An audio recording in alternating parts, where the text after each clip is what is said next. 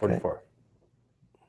All right, we're rolling. And so we're here for another Keys to Success with myself, Dr. Gates, board certified chiropractic neurologist, also a chiropractor, Dr. Rutherford, certified functional medicine practitioner, also a chiropractor. And if you're counting, this is Keys to Success number 44. We are coming up on a year rapidly of these Keys to Success. We're going to keep them going because we want you to stay better.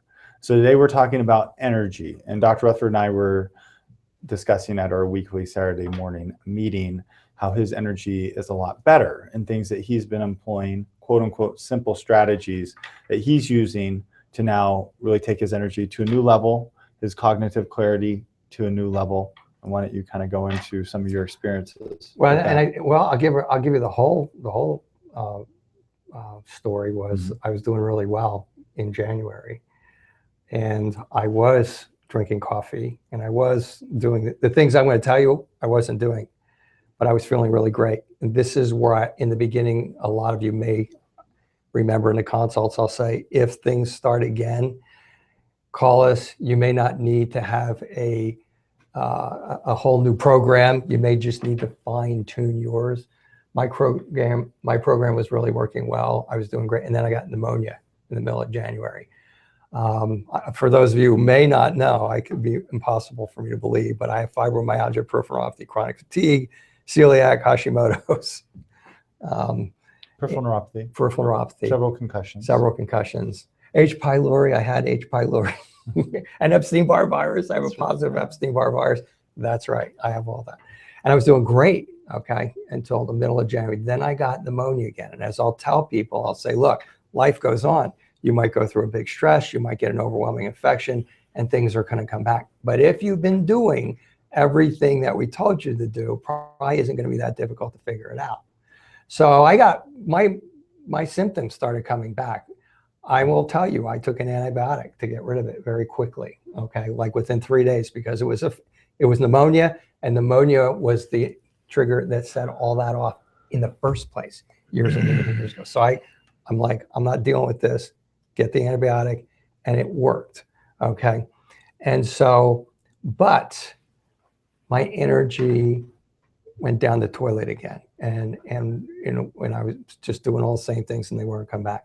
So I started looking at my program to fine tune it greater relative to energy.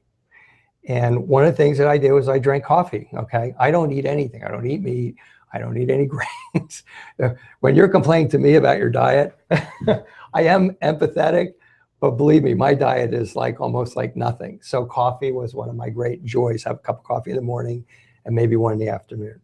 So, but coffee is bad for people who have adrenal issues and have low blood sugar and any type of blood sugar. So I cut that out. That helped. I take thyroid medication. I happen to notice a new sticker on the bottle of my thyroid medication that says, don't take it with your supplements. Take it 4 or 5 hours before. So I started taking that early in the morning, and then I wouldn't take my supplements till noon. And clearly that worked. Okay, clearly that worked. And then the third thing, so this is energy. So both of those brought my energy up more. And then the third thing I did was I had not been doing the like every couple of hours eating because I was getting away with it. I was feeling fine. And because when I did do that, I was eating too much and I started putting on weight. Okay. So I thought this was a salient point. So I went, okay, you know, I'm trying to get my energy back. Most of it's back, but I still need to figure out what it is. The only other thing I could think of was low blood sugar. And so I reactive hypoglycemia. So I started eating every couple of hours. And I eat just a teeny bit. I mean, if you want to know what I eat, I get up first thing in the morning. I buy these pre-made lentils at Trader Joe's, not Whole Foods. I do Trader Joe's, and I eat just a little teeny bit of it. It gets my blood sugar up first thing in the morning. I get here, I have a shake, but I don't have half the shake I used to have. Then at lunch, I might eat a salad or something like that. I eat a big salad, maybe for lunch with some cheese in it. And then in the afternoon, I'm either going to eat another shake, or I'm going to eat a piece of fruit with a little bit of cheese, goat cheese and/or sheep cheese. or sheep's cheese, so I don't eat much. I had the idea that prior to this, I was eating a full shake, and then I would eat a moderate dinner. And my wife's a phenomenal cook, and she would make me something that was really good. And then maybe before I go to bed now, I will eat maybe a scoop of almond butter or a handful of peanuts or something like that. Something. If I were eating meat, I'd probably eat maybe a piece of chicken, something so that my blood sugar isn't going to drop in the middle of the night, and then my adrenals are going to kick in and wake me up and keep me awake.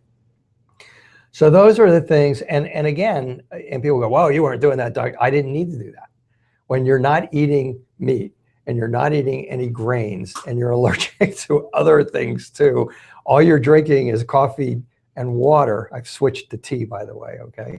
But all you're drinking is basically coffee. I don't drink alcohol. I don't do anything. Well, when anything you can keep doing, as you well know, you do, because I mean, we crave things. Well, it's part of our introduction process. Yeah. So when you introduce something and you're okay with it, then we allow it. Yeah. So now I have to follow this, but my energy levels are back. My energy levels are back to normal. And so this is now it. This is what I'm going to be doing. Is it worth it to me? Yes, it's worth it to me, because I always was used to having a lot of energy and being able to do things. And so this is worth it to me.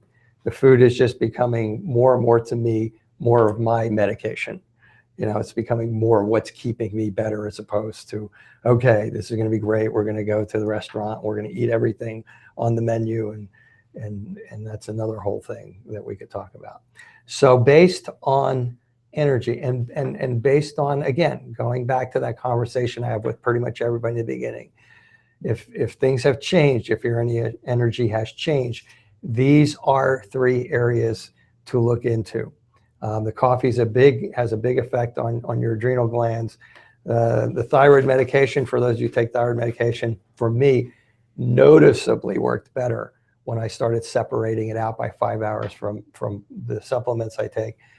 And eating regularly, but small meals, not ever being full. I'm always used to being like, I stop eating when my stomach's full. I never feel my stomach now because I don't eat enough to fill it up. But boy, my energy levels are back. I'm feeling good. I'm kind of amazed. You're kind of psychologically amazed. I don't feel like I'm eating anything. And I always feel like I'm on the verge of hungry, but my energy is like all so much better. So that's kind of our experiential 44th key to success. Exactly. We're all tweaking our programs. That's the point. You're tweaking yours. All of you out there watching, you're going to have to continue to tweak yours, because you're going to introduce stuff for humans and you're going to have to see how you feel with it. Yeah. So that's the key to success for this week. Okay. We'll see you next week. We will see you next week. All right. Bye-bye.